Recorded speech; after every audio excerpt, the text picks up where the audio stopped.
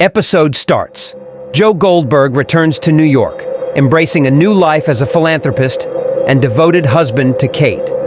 He narrates his transformation, attempting to suppress his darker impulses. The city welcomes him back, but old habits die hard. At a charity gala, Kate announces a major donation to the company's foundation, surprising the board. Tensions rise with her half-sister Reagan and Uncle Bob, who question her leadership. Joe observes, sensing underlying family conflicts. Joe visits Mooney's bookstore, reminiscing about his past and rekindling old memories. He meets Bronte, a free-spirited employee who shares his love for literature. Their connection hints at future complications. Kate confronts Bob about leaked company information, suspecting his involvement. Bob denies it, but his demeanor raises doubts. Joe begins to suspect that Bob poses a threat to their family. Joe discovers evidence linking Bob to the leak, confirming his suspicions. He grapples with his urge to eliminate the threat to protect Kate and their son. The internal struggle between his new life and old tendencies intensifies.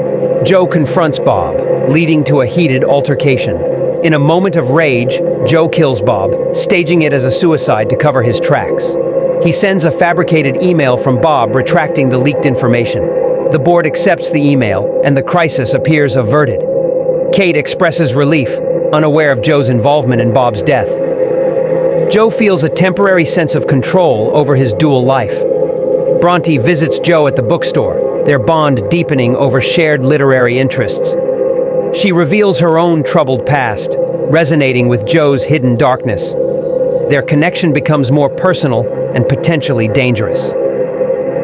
Detective Marquez begins investigating Bob's death, noticing inconsistencies in the suicide narrative.